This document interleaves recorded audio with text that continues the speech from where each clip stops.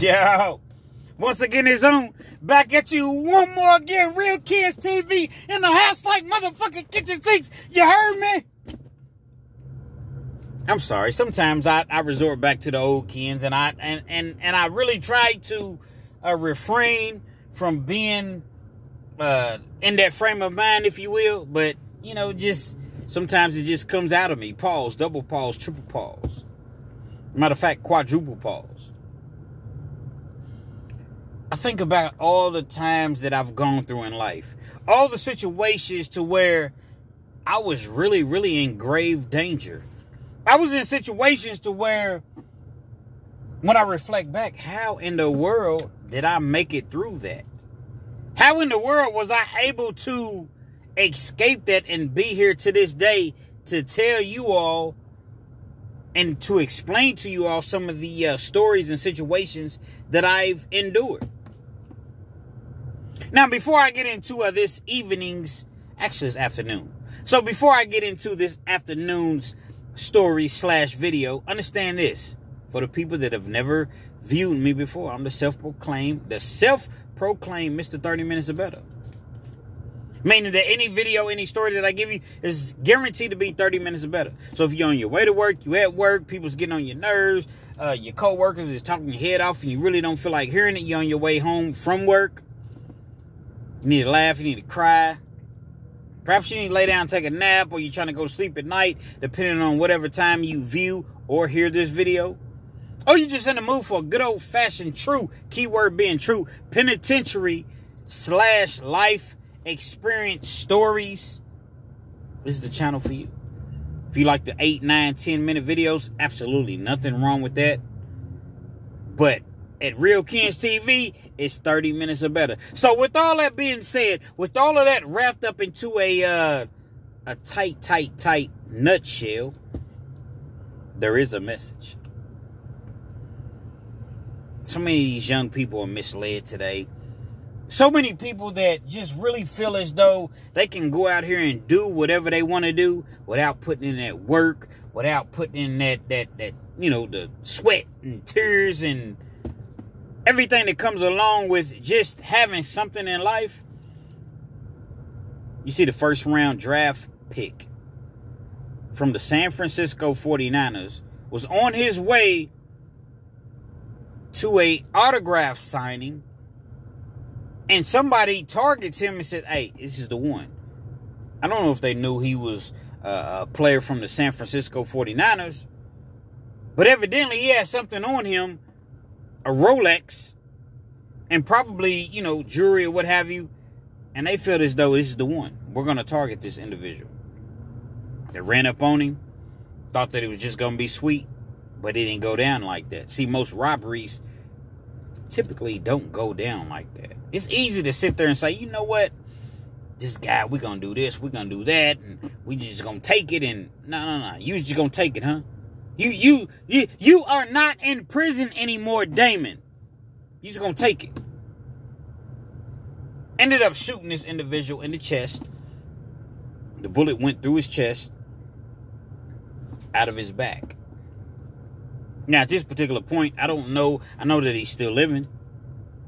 I know that he was also shot, the perpetrator. Hopefully, this young man can fully recover, because that's the most important thing, for him to be around for his family and resume his career on the football field. But you have a whole lot of people that people call it hate. Oh, they just want to hate on you. I don't necessarily call it hate. No disrespect to anybody. I don't necessarily call it hate. I call it lazy. I call it jealousy. See, when you see these individuals and they have money, in your eyes, you see dollar signs. So it's a target. They become targets. But what these weirdos and these idiots don't understand is people don't even carry cash no more. You want to rob somebody, run up on a D-boy. They carry plenty of cash and see where that gets you. But they pick and choose who they want to run up on. Oh, he has a chain on. He has a gold watch. You don't know it's a Rolex till you really, really get up on him and take it up off of him. Nobody wants to work no more. Nobody wants to hustle. Nobody wants to strive. Nobody wants to, it's just take. But what are you really going to get out of an individual from just taking from them? I've done multiple stories on my channel about people that, they were in, I guess, situations, if you will, crunches. They didn't have any money, so they ran up and robbed people. From taxi men to pizza men to a dude in the Marines, from just taking, and you don't even get anything out of it but about a life sentence of 40, 50, 60 years. And you've taken this individual's life for what? For what? He had $40 on him? 60, 100, 1,400. You've taken his life for that? And within an hour, 2 hours, that money's gone? It's gotten totally out of control out of here. Out here in these streets. I said out of here. It's totally out of control out here in these streets, man. Because nobody wants to put in that work. So many guns, pistols going around. You can grab a pistol. So while they so busy saying that, well, felons and, you can't have a gun if you're a felon. It's not even the felons committing all these heinous acts. It's the people that can walk into a pawn shop, a gun shop, any sort of, establishment, if you will, that sells guns, grab these ARs or what have you, and they're the ones doing all of the damage. The felons is not the ones doing it. But you can't tell them anything. You on parole, or you have a felony for child support. You have a felony for checks. You have a felony for counterfeiting, such as myself. You have a felony for credit cards. Petty theft, anything, nothing violent, nothing sexual. You're not allowed to protect yourself, your family. But these individuals that have these, their mindset is just like way, just left. They can go and purchase guns and then just unalive people. And it's just a sick situation. Every day I think about different things. I watch the news. I watch social media, as you all, probably do just as well. Now, come on, kids, get to the story. Hold on. I'm Mr. 30 Minutes or Better, right? Mr. 30 Minutes or Better. I don't just jump right into my videos and get straight to the story. You know why? Let me tell you all and explain to you why I don't do that. Got a whole lot of people that watch my channel, truck drivers. People that work in 12, 16-hour shifts. 24-hour shifts sometimes. They love to hear a story that's in depth. A story that, has some, it's not a 12-minute story. And again, I don't knock anybody that does those. I've had plenty of people tell me, Kens, your story kept me up. I was dozing off, falling asleep on my route, or what have you. We love the 30 Minutes or Better. And then when I watched that one, I ended up watching another one, and then another one, and then another one. So it's not about what I want, it's about what the people want. I'm for the people. If the people tell me we want 8-minute stories, I'm going to give you 8-minute stories. But if you tell me you want 38-minute stories, then guess what? That's what I'm going to give you. 38-minute stories. People just want to take, and you really have to watch out who you're around. You have to watch out the individuals, like Hassan Campbell says, watch your circle. Because your circle just might hurt you. They're typically going to be the ones to hurt you. Your circle, the people that's close to you. Had a situation. For you all that follow my channel, you know that I had a lawn care business and I had a carpet cleaning business. Was doing fairly well, to be honest. But I wanted that fast money. It wasn't, the money wasn't coming fast enough for me. I needed to have it immediately. Forget waiting 2 weeks. Forget, no, I need that money now. That's that lifestyle that when you're, out here in these streets, you adapt that lifestyle and it becomes an addiction. Everybody thinks that addiction is, drugs, alcohol, gambling, sex. No, fast money is an addiction just as well. So even though I knew at the end of 2 weeks I may collect $2,000, man, I'm trying to collect $2,000 today. You heard me? Fuck you mean 2 weeks? I need this money today. And so my mind just wasn't in a stable place at that particular time. Got the lawn care business. I got 3 trucks. I've accumulated. I started with 1 truck, which was a van with 2 push mowers, 2 weed eaters, 2 blowers, 1 blower. That's what I started with. 4 years later, I had 3 trucks, 3 trailers. I got the 54-inch Cub Cadet 0-turn mowers. I got several weed eaters. I got, the steels, the echoes. I got some nice equipment, the blowers to blow the grass off the sidewalks and, the porch after you cut the grass. I got the edges that makes your lawn look, you cut the edges of the grass is hanging over onto the sidewalk. I got all of these things. But yet, it just wasn't enough. Chainsaws, all of that. I'm working, but I still got 1 foot, kind of in the streets. Maybe a half a foot. Let's say a half a foot. Because I'm not really doing too much streets, but I'm still doing things that I shouldn't have been doing. One particular evening. In particular, and the reason I say in particular, because this individual that I allowed to take my truck home, I had done it before, but it wasn't done like on a regular basis. Sean. Just going to use the name Sean. He took my truck home. And he built that trust up with me to where, I didn't mind him taking the vehicle home because I knew he was going to do the right thing based upon the next day when I seen him. He was always there, showed up on time. It was never really I never heard anything. But the problem is, looking back, my name was on the side of that truck. Kansas carpet cleaning and landscaping. Actually, it was landscaping and carpet cleaning on the side of that truck. My name was literally with my phone number. My 2 phone numbers was on the side of that truck. Website, everything. So anytime I allowed him to take my truck, guess what? Anything that happens, I'm trusting into him that you're gonna do the right thing based on the fact that my name is on the side of this truck. As I mentioned, I was no angel. But I wasn't into it like that. He calls me up. Bro, I got a lick for us. What you got, Sean? What you got, man? You know what I'm saying? What type of lick you got? I'm in the bank now, man. I'm cashing these checks or what have you.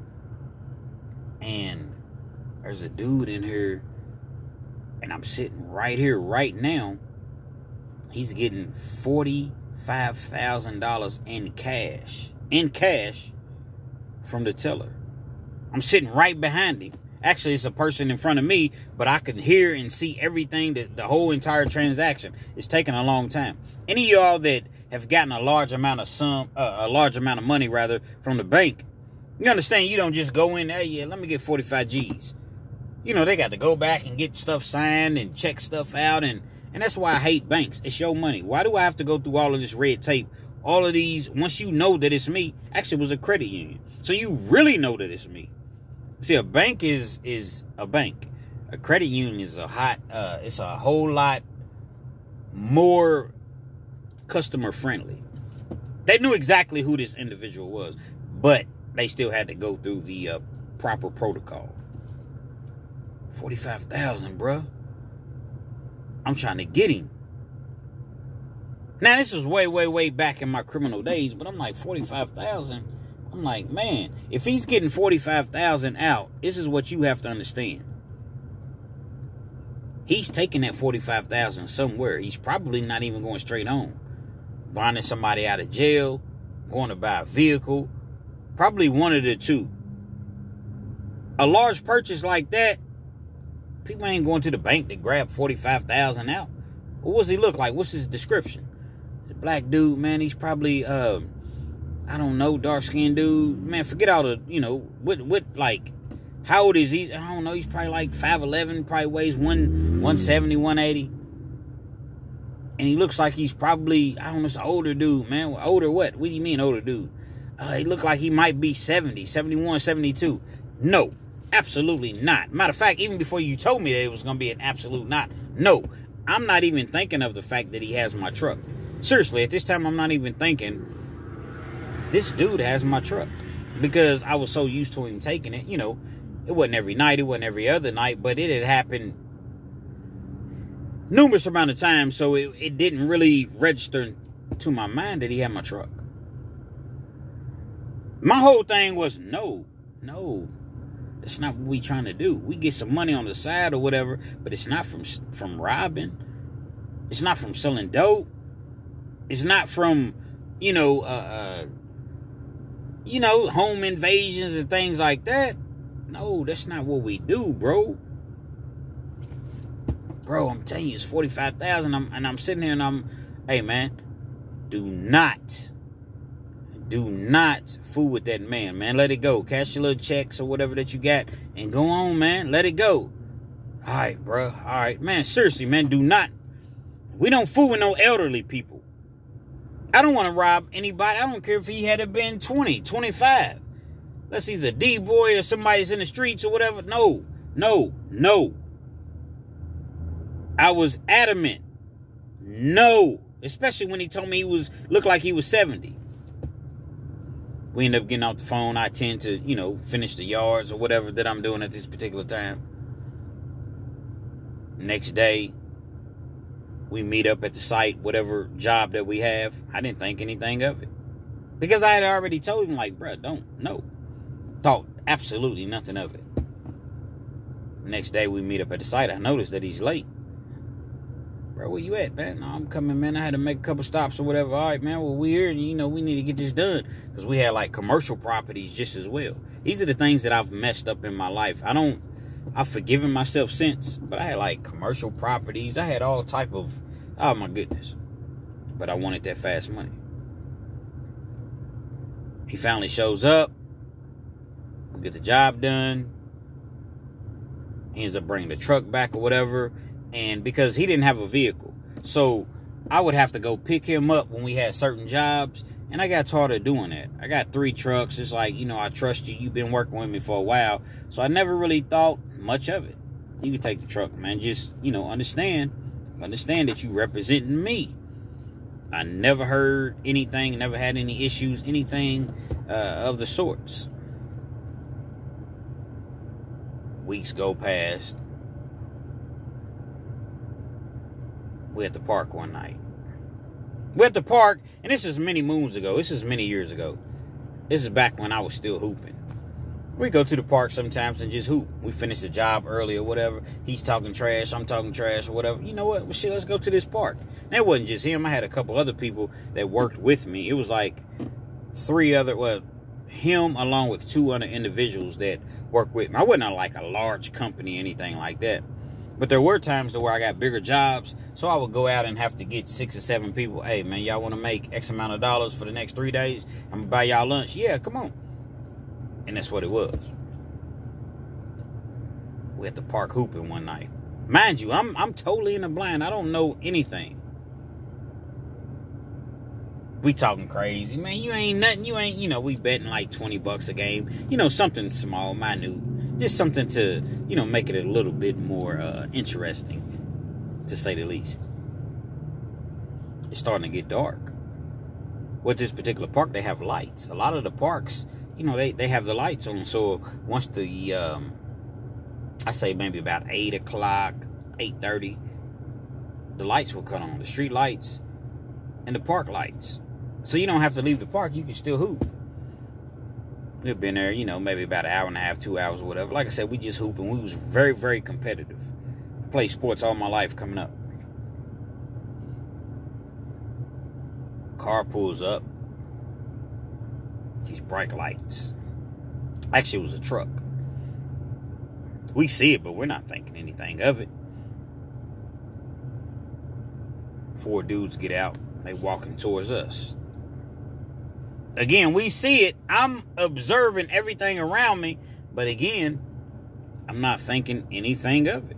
We just hooping. Maybe they coming to hoop. Maybe they coming to do a business transaction. Maybe they, you know, nobody at this particular moment would know exactly that was going on. They walk up on us. What's up, East Coast?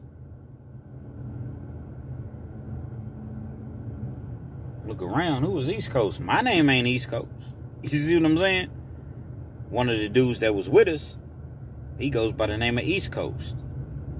Then we got Sean. Okay. Still, I'm not thinking anything of it. Yeah, you thought we wasn't going to catch you, huh? So I'm looking, I'm like, whoa, what? Oh. Yeah. You thought we weren't going to catch you. Next thing you know, 2 of the dudes pull out guns. I'm totally oblivious to what's going on. I don't know anything. I'm just standing there. I'm sitting there like, just kind of looking around. I'm not panicking. But in my mind, it's like, oh, man, dude's got guns. What is going on? East Coast. And Sean. What's up, Sean? Again, I'm sitting there. I'm baffled. They get to talk, and the more and more that they talk, it quickly comes to my mind quickly comes to the realization that day, to where Sean had called me and told me that this dude was in the bank and he had all his money, they robbed him. They robbed this dude, man. So let me explain to you exactly how it went down. Despite what I told them,